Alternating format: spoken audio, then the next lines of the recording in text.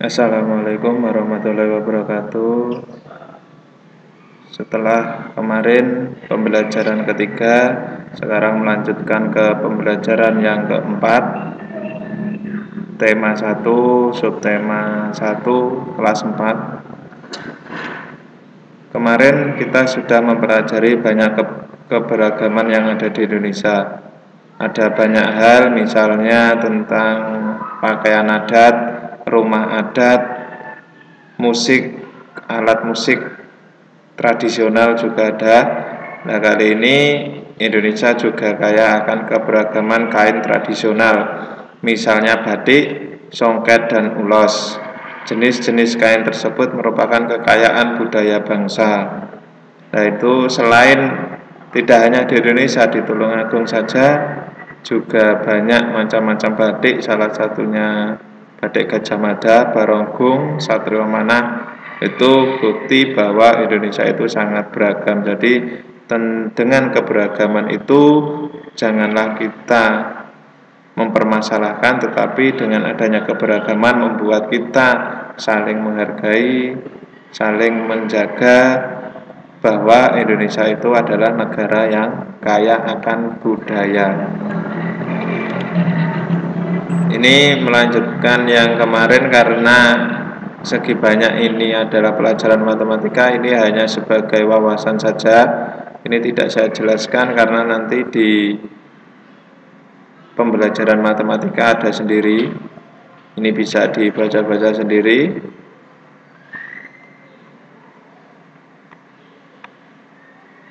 Ini selain tadi dari berbagai macam kain, tari-tarian di Indonesia juga beragam. Salah satunya tari kipas Pakarena. Dari mana tari kipas Pakarena? Nah, ini kisah awalnya. Ini bisa dibaca, mari kita baca bersama.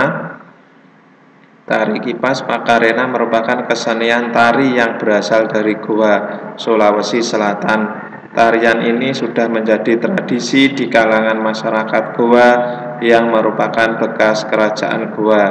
Kisahnya berawal dari perpisahan antara penghuni Boting Langi atau negeri Kayangan dan penghuni Lino Bumi pada zaman dahulu.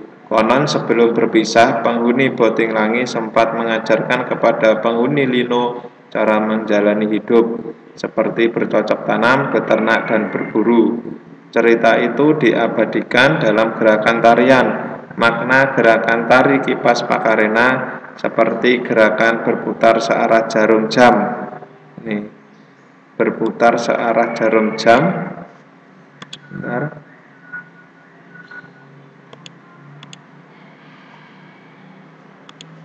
Ini yang melambangkan siklus hidup manusia. Jadi ini gerakannya berputar searah jarum jam, ini melambangkan siklus hidup manusia. Gerakan naik turun mencerminkan roda kehidupan yang kadang berada di bawah dan kadang di atas. Cara menari yang lembut mencerminkan karakter perempuan Goa yang sopan, setia, patuh, dan hormat. Ini cara menarinya lembut. Ini mencerminkan karakter perempuan Goa yang sopan, setia, patuh, dan hormat. Secara keseluruhan gerakan tari ini mengungkapkan rasa syukur. Jadi tari kipas Pakarena ini merupakan wujud rasa syukur. Ini seperti kemarin, ini saya contohkan lagi gagasan pokok. Ini paragraf 1, berarti seperti ini. Gagasan pokok itu ada 3 jenis, ada yang berada di depan, di tengah, atau gabungan. Maaf, ada di depan dan belakang, juga gabungan depan dan belakang. Tetapi kebanyakan untuk pembelajaran SD ini berada pada kalimat yang paling depan. Ini paragraf 1 ada 2 kalimat. Kalimat itu ditandai dengan awal huruf besar dan diakhiri dengan ini huruf besar dan diakhiri dengan tanda titik. Itu namanya satu kalimat. Jadi ini ada 2 kalimat, otomatis gagasan pokoknya itu satu kalimat, berarti gagasan pendukungnya satu kalimat. Ini gagasan pokoknya berarti berbunyi, tari kipas Pakarena merupakan kesenian tari yang berasal dari Goa, Sulawesi Selatan. Itu gagasan pokoknya. Untuk gagasan pendukungnya berarti ini hanya satu kalimat. Tarian ini sudah menjadi tradisi di kalangan masyarakat Goa yang merupakan bekas kerajaan Goa. Tuh, nanti untuk gagasan untuk paragraf 2 dan 3 pasti kalian sudah tahu. Selanjutnya, seperti yang telah kamu ketahui sebelumnya, ini ada gambar sapu lidi. Kita hidup penuh dengan keberagaman. Di dalam keluarga, hampir setiap anggotanya berbeda. Di sekolah, kamu mempunyai teman-teman yang berbeda. Di masyarakat, kamu mempunyai tetangga yang berbeda-beda. Tahukah kamu, perbedaan yang ada di keluarga, sekolah, dan masyarakat akan menjadi indah apabila dilandasi oleh persatuan dan kesatuan. Apa sebenarnya makna persatuan dan kesatuan? Untuk menjawabnya, mari kita lakukan kegiatan berikut. Ambil sebuah sapu lidi. Ini sudah tahu semua atau sapu lidi.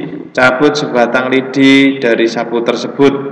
Gunakan sapu dan sebatang lidi tersebut untuk menyapu. Bandingkan hasilnya.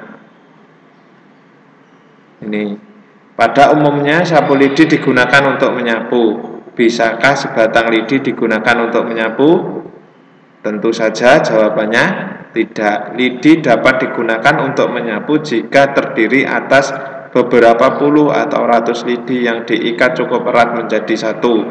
Dengan menyatukan lidi-lidi dalam satu ikatan akan tercipta kekuatan yang besar. Jadi persatuan dan kesatuan dapat diartikan kumpulan bagian-bagian yang dipersatukan. Hal itu merupakan bukti pentingnya kekompakan dalam mewujudkan persatuan. Dengan demikian, persatuan tidak mementingkan kepentingan diri sendiri atau kelompok, tetapi lebih mengutamakan kepentingan umum. Nah, itu ibarat sebuah sapu lidi. Jika hanya lidi satu, tentu saja tidak bisa digunakan untuk menyapu. Tetapi kalau sapu lidi itu bisa. Lah, sapu lidi itu berarti ibaratnya lidi itu ibaratnya kita manusia, sapu lidi itu gabungan dari banyak orang. Dengan kita bekerja sama, maka dengan kita bersatu, pekerjaan akan semakin mudah, semakin cepat selesai. Selain itu juga lebih mengutamakan kepentingan umum. Nah, contoh sikap persatuan dan kesatuan. Contohnya mungkin ini kerja bakti, membersihkan lingkungan sekolah. Ini kan kalau dikerjakan bersama-sama pasti akan cepat selesai. Sikap tidak menunjukkan persatuan. Ini contohnya saja, contohnya ini tidak mau piket kelas. Jadi dia tidak mau bersama-sama piket bersama, tetapi dia hanya sendiri. Itu tidak menunjukkan persatuan dan kesatuan. Ini belajar kelompok, itu juga menunjukkan persatuan dan kesatuan. Ada tugas dari guru, itu dikerjakan dengan kelompok, maka pekerjaan akan cepat selesai dan akan menjadi mudah. Yang tidak menunjukkan berarti tidak mau atau usil dengan temannya sendiri. Ini tidak menunjukkan persatuan dan kesatuan. Menurutmu apa yang akan terjadi jika kita memiliki sikap persatuan dan kesatuan? Ini bisa saja berarti apa? Sikap persatuan dan kesatuan otomatis yang pertama pekerjaan menjadi cepat selesai, pekerjaan berat menjadi ringan. Masih banyak lagi manfaatnya. Selanjutnya, apa yang terjadi jika kita tidak memiliki sikap persatuan dan kesatuan? Akan terjadi pertengkaran. Terus lagi pekerjaan menjadi lama, pekerjaan menjadi terbengkalai, seperti itu. Ini cukup sekian penjelasan untuk pembelajaran 4 kali ini. Ada kurang lebihnya saya mohon maaf. Untuk tugas-tugasnya pada pembelajaran 4 nanti saya share di grup WA.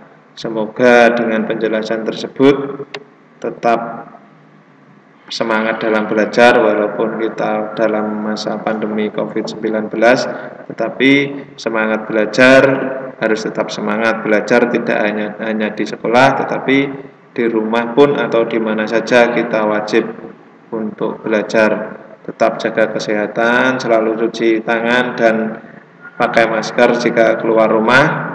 Semoga kita semua sehat sehingga pada suatu hari nanti atau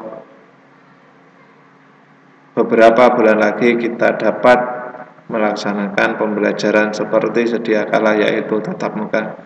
Ada kurang lebihnya saya mohon maaf. Wassalamualaikum warahmatullahi wabarakatuh.